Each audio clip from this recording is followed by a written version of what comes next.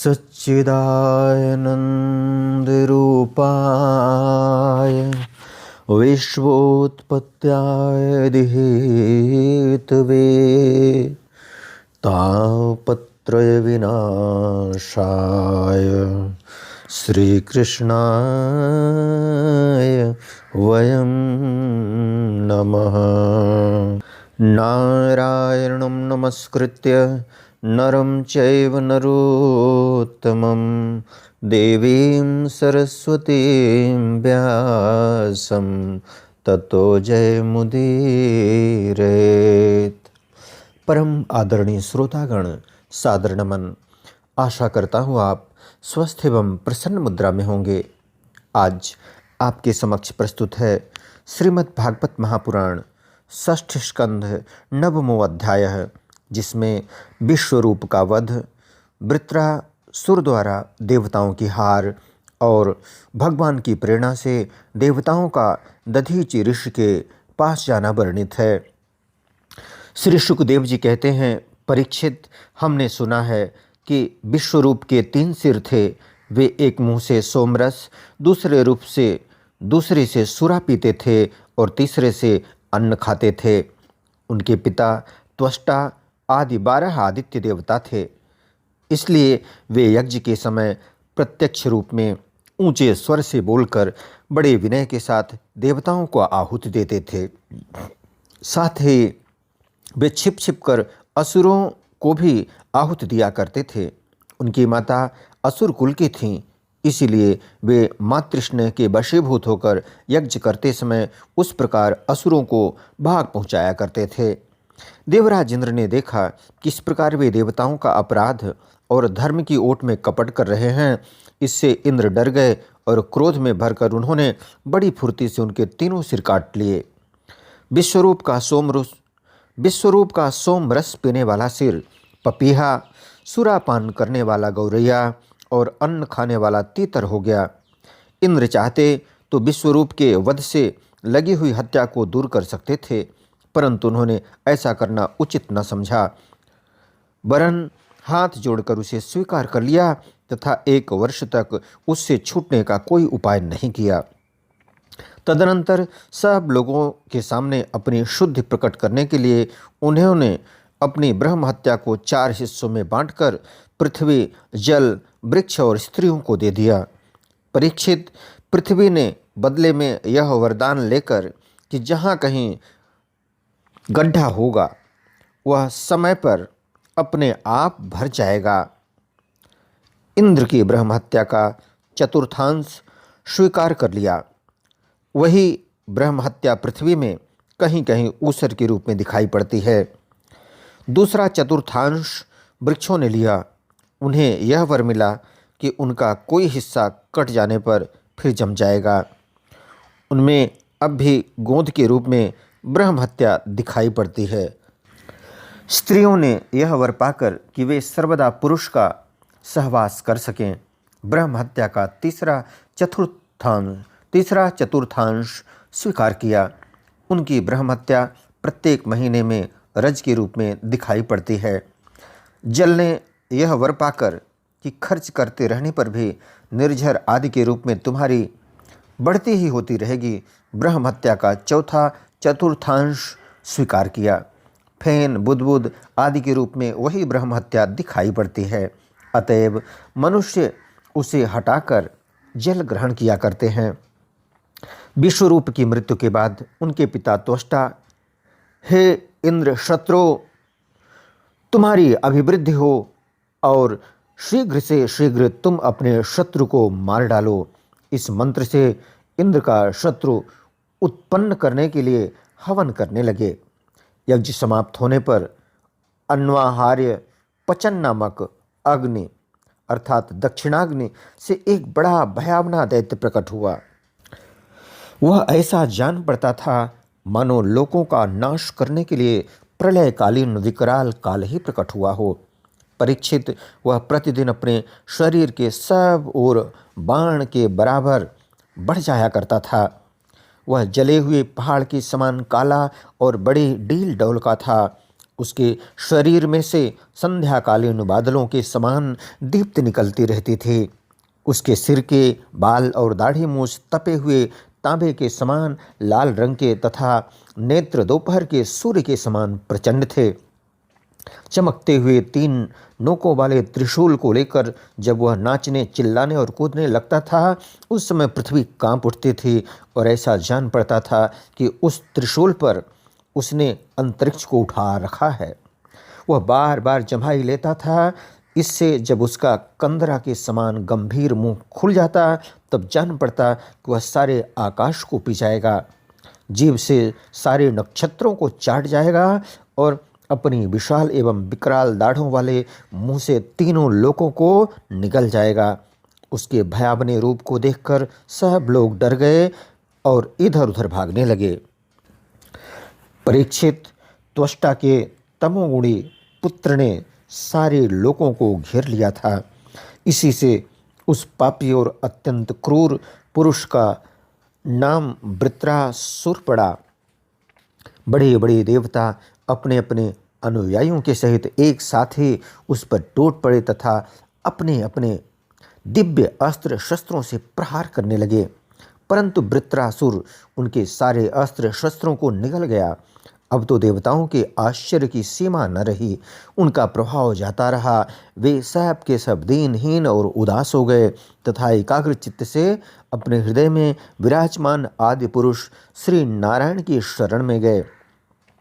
देवताओं ने भगवान से प्रार्थना की, वायु, आकाश, अग्नि, जल और पृथ्वी, ये पांचों भूत, इनसे बने हुए तीनों लोग, उनके अधिपति ब्रह्मादि तथा हम सब देवता जिस काल से डरकर उसे पूजा सामग्री भेंट दिया करते हैं, वही काल भगवान से भयभीत रहता है। इसलिए अब भगवान ही हमारे रक्षक हैं। प्रभु, आपके लिए कोई नई बात न होने के कारण कुछ भी देखकर आप विस्मित नहीं होते। आप अपने स्वरूप के साक्षात्कार से ही सर्वथा पूर्णकाम, सम एवं शांत हैं। जो आपको छोड़कर किसी दूसरे की शरण लेता है वह मूर्ख है। वह मानो कुत्ते की पूंछ पकड़कर समुद्र पार करना चाहता है। वैवस्वत मन पिछले कल्प के अंत में जिनके विशाल सींग में पृथ्वी रूप नौका को बांधकर अनायास ही प्रलयकालीन संकट से बच गए, वे ही मत्स्य भगवान हम शरणागतों को वृत्रासुर के द्वारा उपस्थित किए हुए दुस्तर भय से अवश्य बचाएंगे। प्राचीन काल में प्रचंड पवन के थपेड़ों से उठी हुई उत्ताल तरंगों की गर्जना के कारण ब्रह्मा जी भगवान के नाभि कमल से अत्यंत भयानक प्रलयकालीन जल में गिर पड़े थे।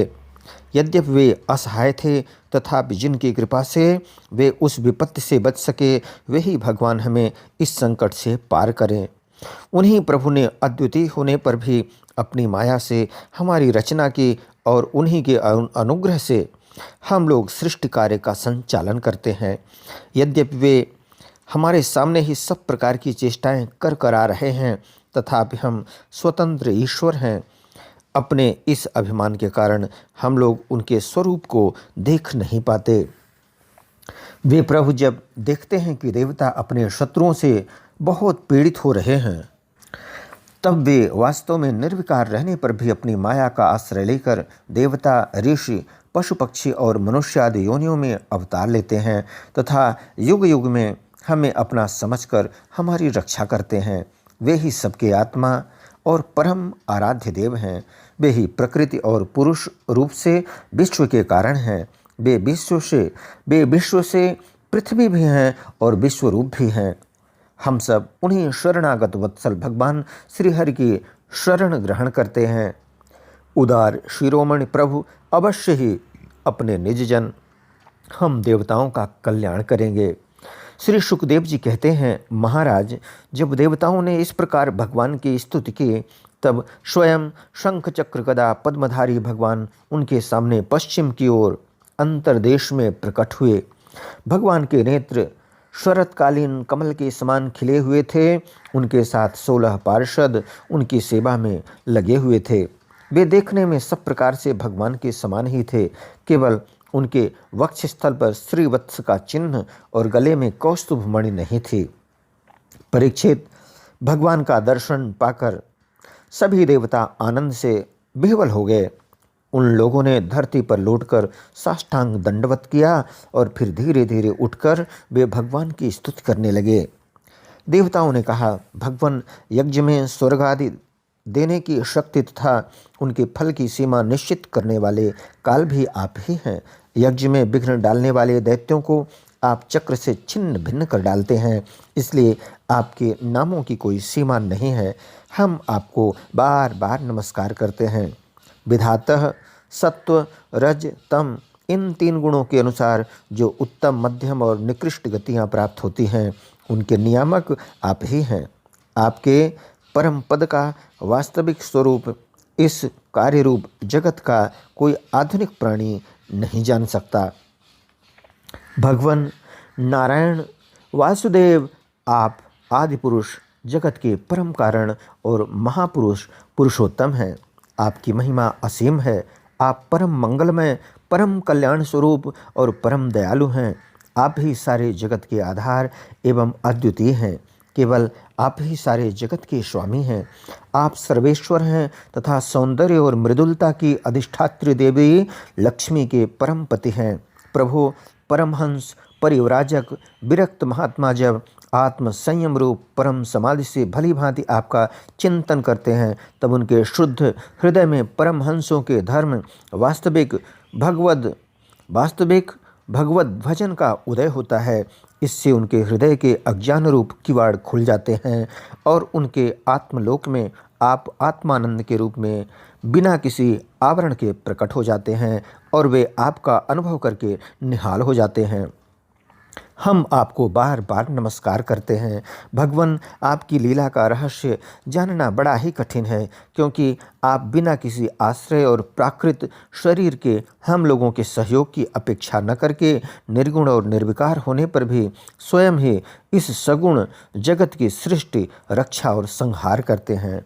भगवान, हम लोग यह बात भी ठीक ठीक नहीं समझ पाते कि सृष्टि कर्म में आप देवदत्त आदि किसी व्यक्ति के समान गुणों के कार्य रूप इस जगत में जीव रूप से प्रकट हो जाते हैं और कर्मों के अधीन होकर अपने किए अच्छे बुरे कर्मों का फल भोगते हैं, अथवा आप आत्माराम, शांत स्वरूप एवं सबसे उदासीन साक्षी मात्र रहते हैं तथा सबको समान देखते हैं। हम तो यह समझते हैं कि यदि आप में ये तीनों बातें रहें तो भी कोई विरोध नहीं है, क्योंकि आप स्वयं भगवान हैं। आपके गुण अगणित हैं, महिमा अगाध है और आप सर्वशक्तिमान हैं। आधुनिक लोग अनेकों प्रकार के विकल्प, वितर्क, विचार, झूठे प्रमाण और कुतर्कपूर्ण शास्त्रों का अध्ययन करके अपने हृदय को दूषित कर लेते हैं और यही कारण है कि वे दुराग्रही हो जाते हैं। आप में उनके वाद विवाद के लिए अवसर ही नहीं है। आपका वास्तविक स्वरूप समस्त मायामय पदार्थों से परे केवल है। जब आप उसी में अपनी माया को छिपा लेते हैं, तब ऐसी कौन सी बात है जो आप में नहीं हो सकती। इसलिए आप साधारण पुरुषों के समान कर्ता भोक्ता भी हो सकते हैं और महापुरुषों के समान उदासीन भी। इसका कारण यह है कि न तो आप में कर्तृत्व भोक्तृत्व है और न तो उदासीनता है। आप तो दोनों से विलक्षण अनिर्वचनीय हैं। जैसे एक ही रस्सी का टुकड़ा भ्रांत पुरुषों को सर्प, माला, धारा आदि के रूप में प्रतीत होता है, किंतु जानकार को रस्सी के रूप में, वैसे ही आप भी किंतु जानकार को रस्सी के रूप में, वैसे ही आप भी भ्रांत बुद्धि वालों को कर्ता, भोक्ता आदि अनेक रूपों में दिखते हैं और ज्ञानी को शुद्ध सच्चिदानंद के रूप में। आप सभी की बुद्धि का अनुसरण करते हैं। विचार पूर्वक देखने से मालूम होता है कि आप ही समस्त वस्तुओं में वस्तुत्व के रूप में विराजमान हैं, सबके स्वामी हैं और संपूर्ण जगत के कारण, ब्रह्मा, प्रकृति आदि के भी कारण हैं। आप सबके अंतर्यामी अंतरात्मा हैं। इसलिए जगत में जितने भी गुण दोष प्रतीत हो रहे हैं, उन सब की प्रतीतियाँ अपने अधिष्ठान स्वरूप आपका ही संकेत करती हैं और श्रुतियों ने समस्त पदार्थों का निषेध करके अंत में निषेध की अवधि के रूप में केवल आपको ही शेष रखा है। मधुसूदन, आपकी अमृतमयी महिमा रस का अनंत समुद्र है, उसके नन्हे से सीकर का भी अधिक नहीं। एक बार भी स्वाद चख लेने से हृदय में नित्य निरंतर परमानंद की धारा बहने लगती है। उसके कारण अब तक जगत में विषय भोगों के जितने भी लेश मात्र प्रतीति मात्र सुख का अनुभव हुआ है या परलोक आदि के विषयों में सुना गया है, वह सब का सब जिन्होंने भुला दिया है। समस्त प्राणियों के परम प्रियतम हितैषी सुहृद और सर्वात्मा आप ऐश्वर्य निधि परमेश्वर में जो अपने मन को नित्य निरंतर लगाए रखते और आपके चिंतन का ही सुख लूटते रहते हैं, वे आपके अनन्य प्रेमी परम भक्त पुरुष ही अपने स्वार्थ और परमार्थ में निपुण हैं। मधुसूदन, आपके वे प्यारे और सुहृद भक्तजन भला आपके चरण कमलों का सेवन कैसे त्याग सकते हैं, जिससे जन्म मृत्यु रूप संसार के चक्कर से सदा के लिए छुटकारा मिल जाता है। प्रभु, आप त्रिलोकी के आत्मा और आश्रय हैं। आपने अपने 3 पगों से सारे जगत को नाप लिया था और आप ही तीनों लोकों के संचालक हैं। आपकी महिमा त्रिलोकी का मन हरण करने वाली है। इसमें संदेह नहीं है कि दैत्य, दानव और असुर भी आपकी ही विभूतियां हैं, तथापि यह उनकी उन्नति का समय नहीं है। यह सोचकर आप अपनी योग माया से देवता, मनुष्य, पशु, नृसिंह आदि मिश्रित और मत्स्य आदि जलचरों के रूप में अवतार ग्रहण करते और उनके अपराध के अनुसार उन्हें दंड देते हैं। दंडधारी प्रभु, यदि जचे तो आप उन्हीं असुरों के समान इस वृत्रासुर का भी नाश कर डालिए। भगवान, आप हमारे पिता, पितामह सब कुछ हैं। हम आपके निज जन हैं और निरंतर आपके सामने सिर झुकाए रहते हैं। आपके चरण कमलों का ध्यान करते करते हमारा हृदय उन्हीं के प्रेम बंधन से बंध गया है। आपने हमारे सामने अपना दिव्य गुणों से युक्त साकार विग्रह प्रकट करके हमें अपनाया है। इसलिए प्रभु, हम आपसे यह प्रार्थना करते हैं कि आप अपनी दया भरी विशद सुंदर और शीतल मुस्कान युक्त चितवन से तथा अपने मुखारबिंद से टपकते हुए मनोहर वाणी रूप सुमधुर सुधा बिंदु से हमारे हृदय का ताप शांत कीजिए, हमारे अंतर की जलन बुझाइए। प्रभु, जिस प्रकार अग्नि की ही अंशभूत चिंगारियाँ आदि अग्नि को प्रकाशित करने में असमर्थ हैं, वैसे ही हम भी आपको अपना कोई भी स्वार्थ परमार्थ निवेदन करने में असमर्थ हैं। आपसे भला कहना ही क्या है, क्योंकि आप संपूर्ण जगत की उत्पत्ति, स्थिति और लय करने वाली दिव्य माया के साथ विनोद करते रहते हैं तथा समस्त जीवों के अंतःकरण में ब्रह्म और अंतर्यामी के रूप में विराजमान रहते हैं। केवल इतना ही नहीं, उनके बाहर भी प्रकृति के रूप से आप ही विराजमान हैं। जगत में जितने भी देश, काल, शरीर और अवस्था आदि हैं, उनके उपादान और प्रकाश के रूप में आप ही उनका अनुभव करते रहते हैं। आप सभी वृत्तियों के साक्षी हैं। आप आकाश के समान सर्वगत हैं, निर्लिप्त हैं। आप स्वयं परब्रह्म परमात्मा हैं। अतएव हम अपना अभिप्राय आपसे निवेदन करें, इसकी अपेक्षा न रखकर जिस अभिलाषा से हम लोग यहाँ आए हैं उसे पूर्ण कीजिए। आप अचिंत्य, ऐश्वर्य संपन्न और जगत के परम गुरु हैं। हम आपके चरण कमलों की छत्र छाया में आए हैं, जो विविध पापों के फलस्वरूप जन्म मृत्यु रूप संसार में भटकने की थकावट को मिटाने वाली है। सर्व शक्तिमान श्री कृष्ण वृत्रासुर ने हमारे प्रभाव और अस्त्र शस्त्रों को तो निगल ही लिया है, अब वह तीनों लोकों को भी ग्रस रहा है।